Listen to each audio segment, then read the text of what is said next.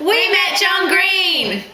So here's our video edit of all the best bits of what we filmed from what we saw of him in Melbourne. Hooray! Enjoy! Welcome to the Extreme Awesome Twosome John Green special. There's all this crazy Ned Kelly stuff. If you don't know who Ned Kelly was, then you're a terrible Australian. You should be booted.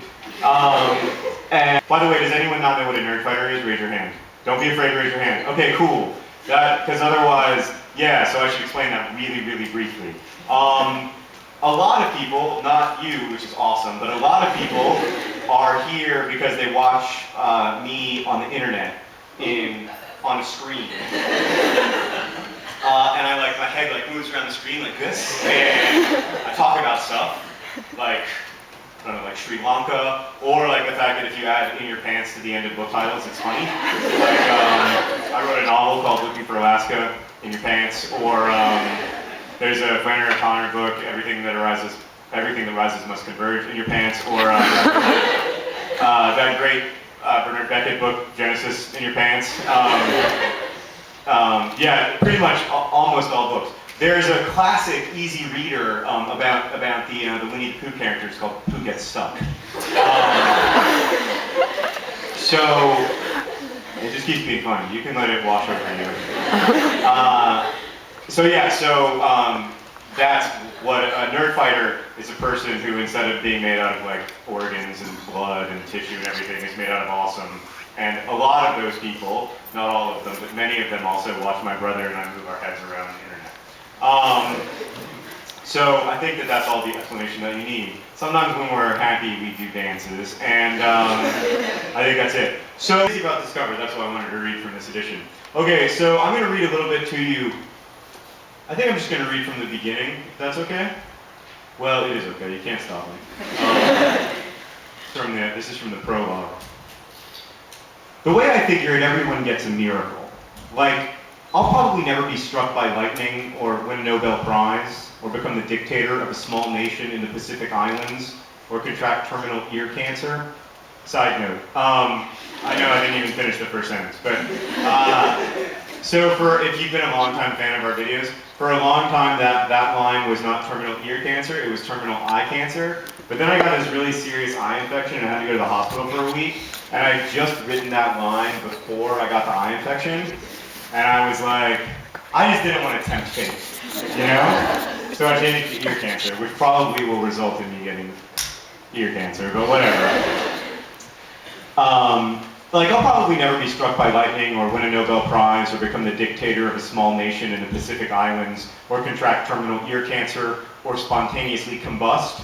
But if you consider all the unlikely things together, at least one of them will probably happen to each of us. I could have seen it rain frogs. I could have stepped foot on Mars. I could have been eaten by a whale. I could have married the Queen of England or survived months at sea.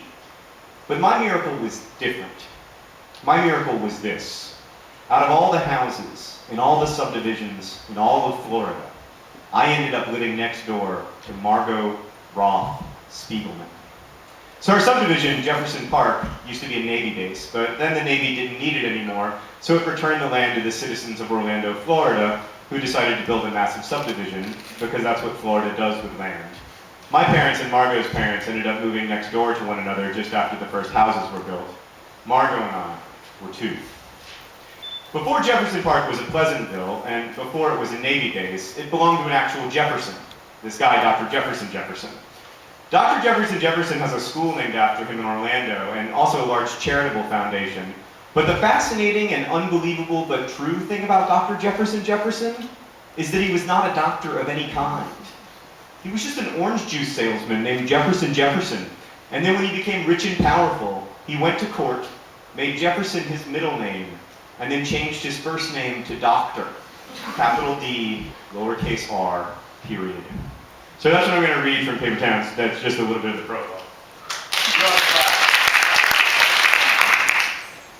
I don't want to be behind the thing anymore. It's limiting my awesome. Oh! Can you hear me? Honestly, this is kind of just a prop, because I suspect you could hear me without it, but whatever. Okay, so here are my 2 questions. They're rhetorical, so don't feel, whenever I'm in an audience and someone says like, here's my question, I always start to fidget a little. Don't feel nervous, it's just rhetorical. But here are my 2 questions. First, is Dr. Jefferson Jefferson, is he a doctor? And second, is Margot really Q's miracle? So if you haven't read the book, I hope you will, but if you haven't read the book, what happens is that Q and Margot, when they were little kids, they had this experience where they discovered a dead body together, and they were friends when they were little, and then as they got old... Sorry, my head was weird. Right? Was that not happening? Did it not look weird? And no one pointed it out to me? Let's make a pact right now that when something weird happens, you'll point it out to me. That's like the time when I went 45 minutes talking at a school and no one mentioned that my fly was down. Just tell me. Right, so Q and Margot, when they were little, they were friends, and then, as happens, they sort of drifted in their separate ways. Margot became this kind of larger-than-life figure at her high school, and Q became just like normal.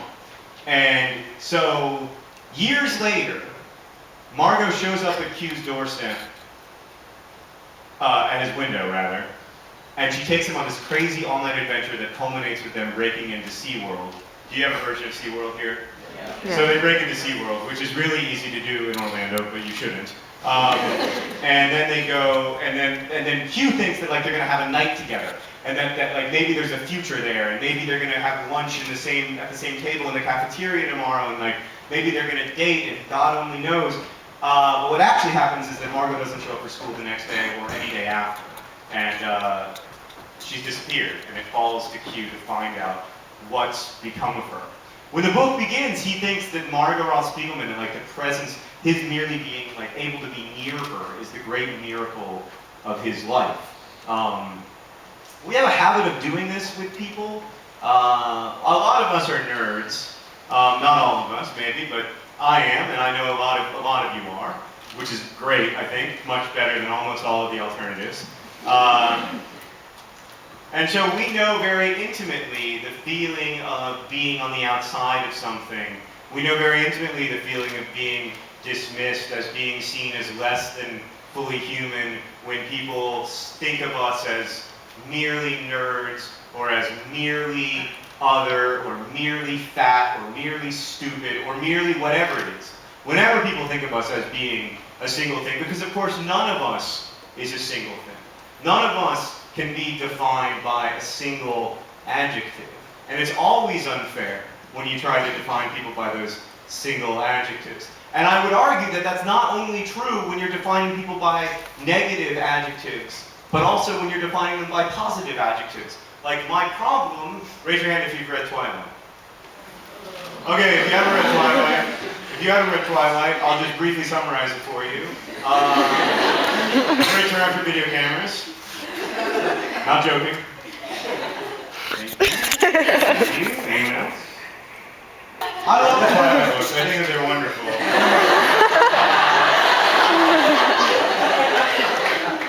I do, that's not a joke. I really like them. I think that they're fun to read. I think that Edward's relationship with Bella is really troubling.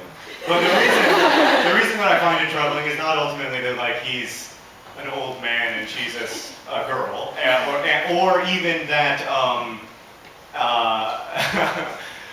there's a bunch of things I find troubling, I'm not going to lie. But the thing that I find the most troubling is the fact that when Bella imagines Edward, she's not imagining a whole person. She's not even imagining a whole vampire. She is imagining perfection. A fartless, shiny perfection. People aren't like that, and I think that it is equally destructive to imagine people as more than people as it is to imagine people as less than people. And that's what I was thinking about when I started writing Paper Towns. I was thinking about this boy who thinks of Margot as a miracle, as a goddess, as like someone who